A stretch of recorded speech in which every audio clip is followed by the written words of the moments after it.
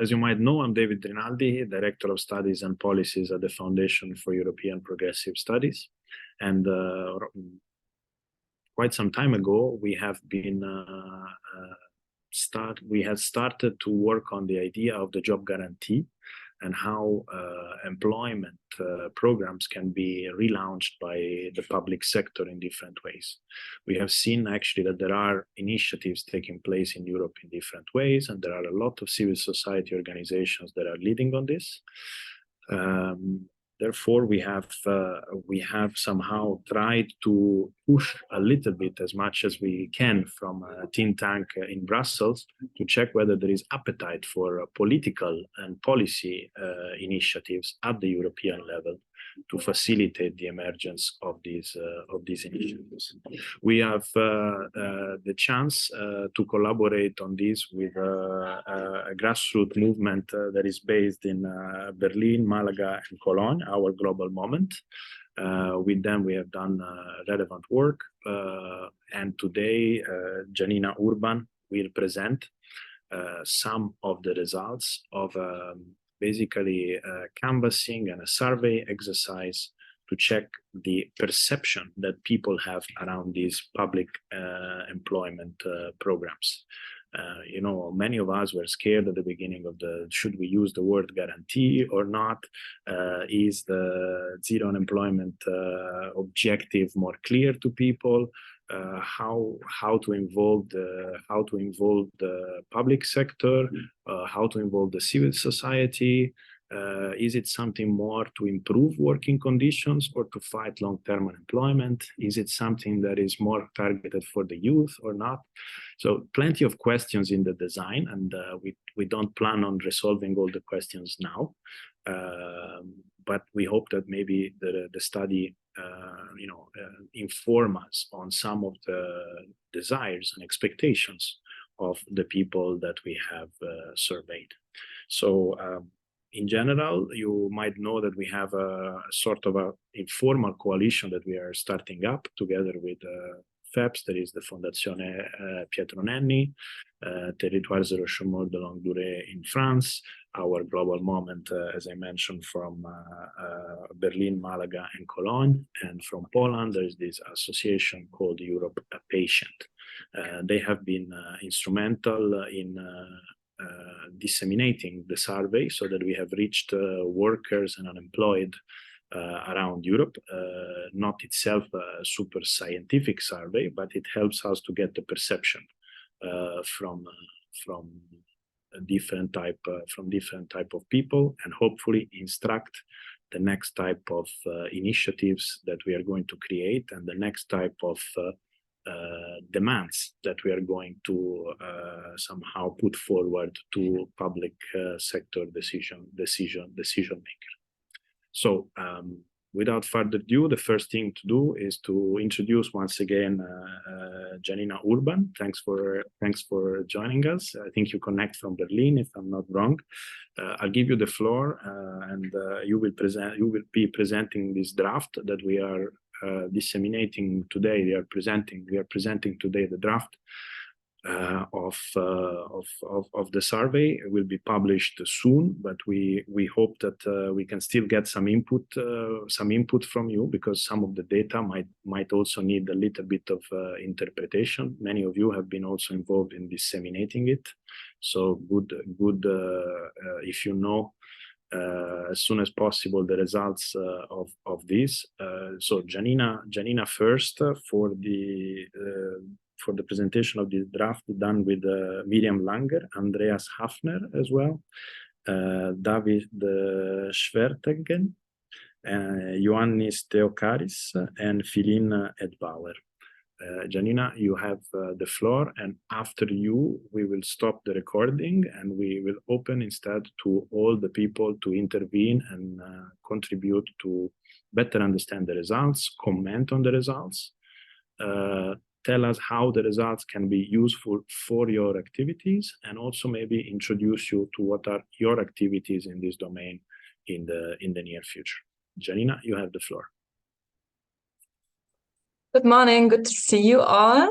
Yeah, I'm very happy to present as part of this group or global moment that David already introduced. And I will start sharing my screen with you.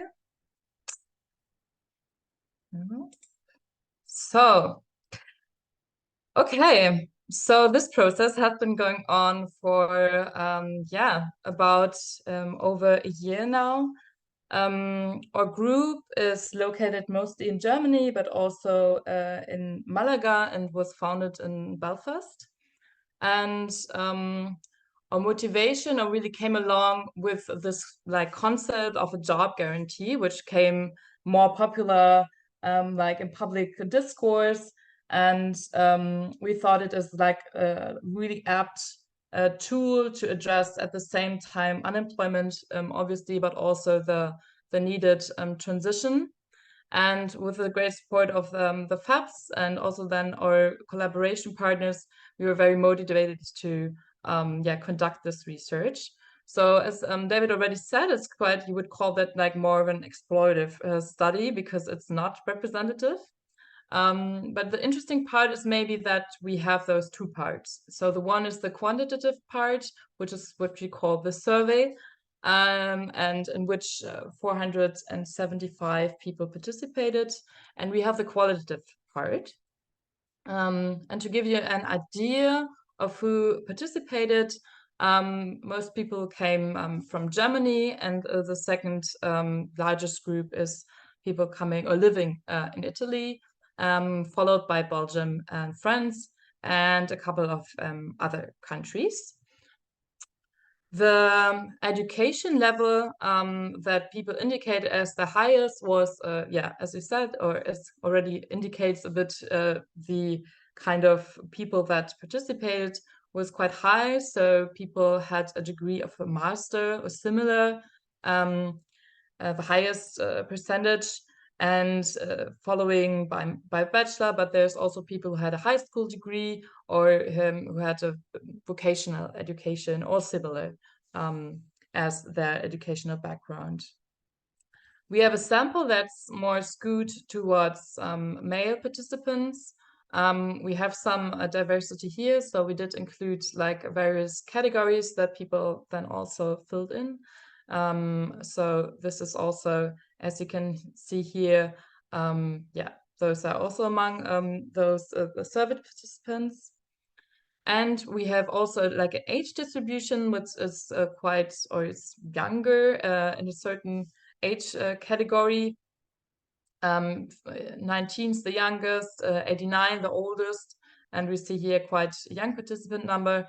And there's always like the problem with the middle age groups in a sense, but we also have like good participation from those a bit older age groups.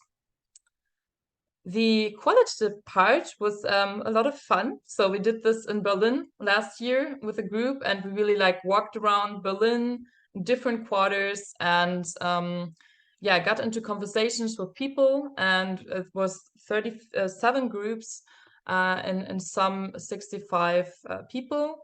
And this conversation lasted for like 20 minutes and to 40 minutes. And we both in both surveys we have those two blocks, you can say. We ask around the question of like general like perception of unemployment, and also what they think of a job guarantee. And we also ask, this will be one of the last slides, for different preferences on the name of a job guarantee, zero employment initiatives. I'm using this kind of interchangeably right now. So what was kind of the like point of departure was like the question really in our head, okay, are we in a like post-material kind of world where people don't care about unemployment anymore? And we found that that is not the case, but also that this differs quite a lot. So it's also maybe not a surprise, but we find that really high difference in what people say that unemployment is a pressing issue in Italy to 90% and only 35% in Germany. So definitely yes. A bit higher percentage than in Germany says probably yes, unemployment is a problem. But we see that there's a difference, but there is a problem awareness. And then we also ask for kind of the main reasons for unemployment. And maybe somewhat surprisingly, people do say that politicians care too little about creating good employment. And also, there's a lack of recognition of non-formal and informal educations and overseas qualification, right?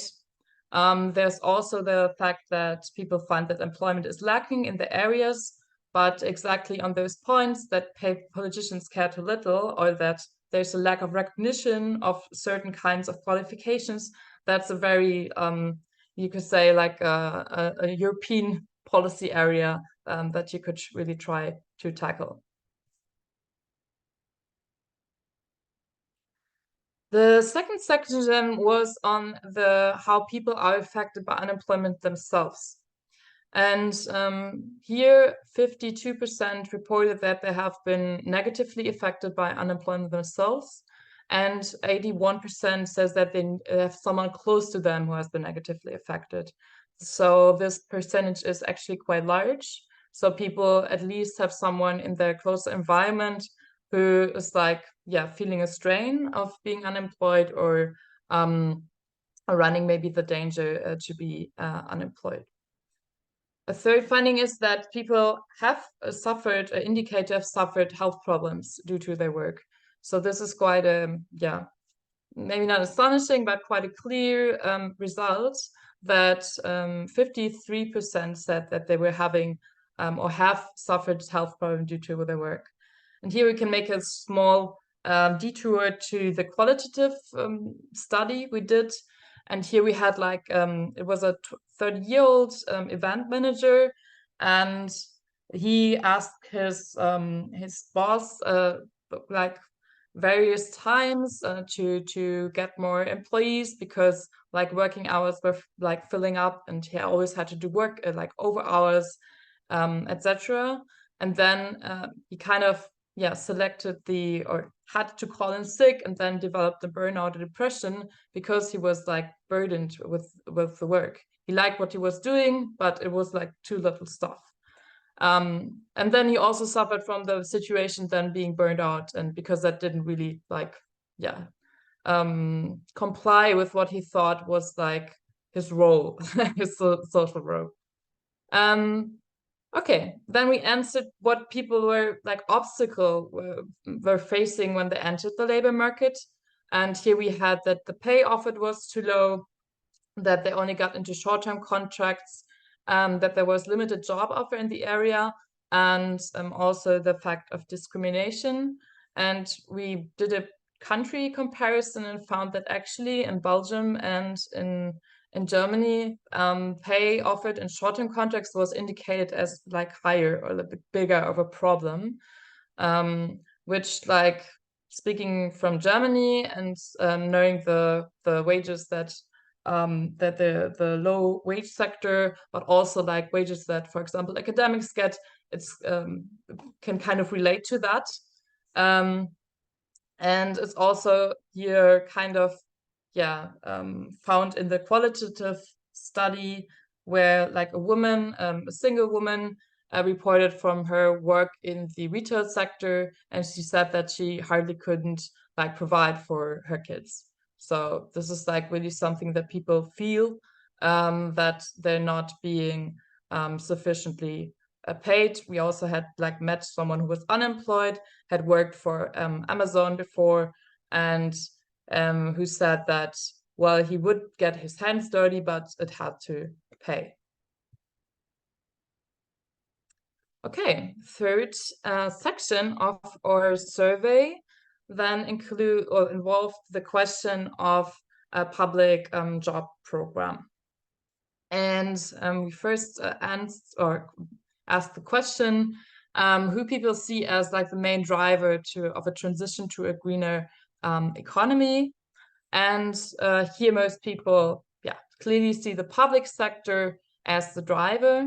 And if we then take it together with municipalities, we have like quite a clear answer that people give support to the public sector much more than the private sector.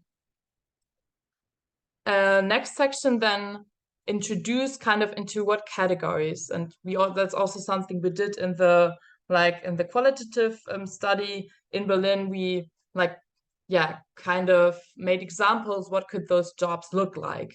So what are those jobs? And they can be in the care sector, but they can also obviously be in the green sector. They can be in the blue sector, which is like water conservation, community jobs with youth and elderly and migrants, cultural jobs and emergency jobs. And we got a lot of support. People like naturally said, yeah, there's more people needed in those areas. We talked to a group of young care workers who were saying, yeah, already like something like auxiliary tasks would help a lot. So like cleaning surfaces, that's something we have to do, but which would actually save us a lot of time. So stuff like this. Also, someone said in an interview he was not a big fan of the Greens, meaning the German Green Party.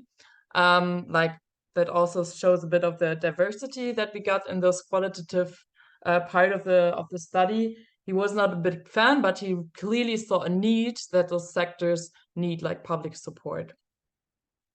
Then we also got critical comments in the qualitative part, where people kind of doubted if you bring people into a public job program, how are they sufficiently trained, for example, to deal with elderly, to deal with young kids, to maybe be in the green sector where you do need like maybe engineering skills. So this was something that we also then kind of left open.